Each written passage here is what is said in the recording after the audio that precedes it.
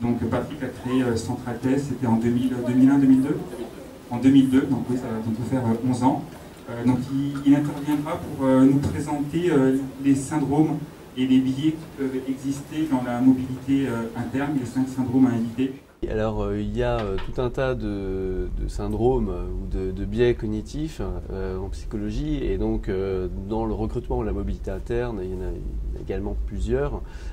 Par exemple, le syndrome de stéréotype qui consiste à s'appuyer sur des croyances pour juger, évaluer des personnes. Donc il y a également d'autres syndromes comme ce que j'appelle le biais de confirmation, qui est le fait de vouloir absolument ne pas se contredire par rapport à nos hypothèses. Et donc on va avoir tendance, par exemple, à sous-estimer des qualités ou à sous-estimer des défauts ou surestimer des qualités. Et donc ces différents syndromes vont influencer notre jugement et finalement ne seront pas du tout objectifs.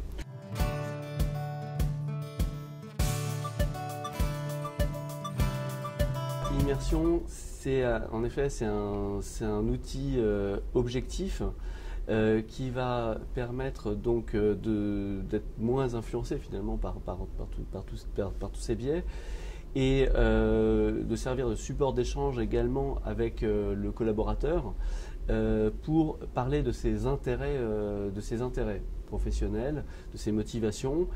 Et c'est finalement, on va s'intéresser tout simplement à la personne, à ce qu'elle veut faire ou à ce qu'elle ne veut pas faire. Et donc en fonction de son profil, on va voir éventuellement quel type de métier, quel type de secteur pourrait l'intéresser. Immersion est basée sur le modèle RIASEC de John Holland. C'est un modèle qui est largement utilisé pour les questionnaires d'intérêt professionnel, qui se base sur 6 grands types d'intérêts qui, combinés 2 par 2, représentent l'ensemble des métiers qui peuvent exister.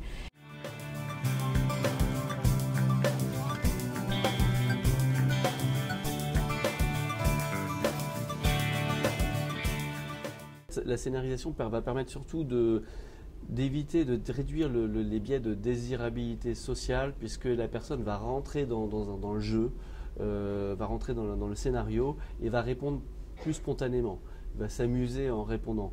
Donc c'est pas comme lorsqu'elle répond à des questionnaires qui sont généralement un petit peu rébarbatifs, où finalement on cherche quelle est la bonne réponse parmi les choix qui me sont proposés. Donc ça va aider à réduire l'effet de désirabilité sociale, mais les qualités psychométriques de l'outil sont les mêmes qu'un questionnaire classique. Donc on peut dire que c'est la même méthodologie scientifique, mais on va réduire les effets de désirabilité sociale. Ce test est à destination des personnes qui ont déjà eu une expérience professionnelle, donc des salariés ou des demandeurs d'emploi, des cadres, managers ou toute personne en activité qui voudrait changer d'activité ou confirmer ses intérêts, ou qui aimerait savoir ce qu'elle pourrait faire d'autre qui lui plairait, qui est en demande de changement d'activité.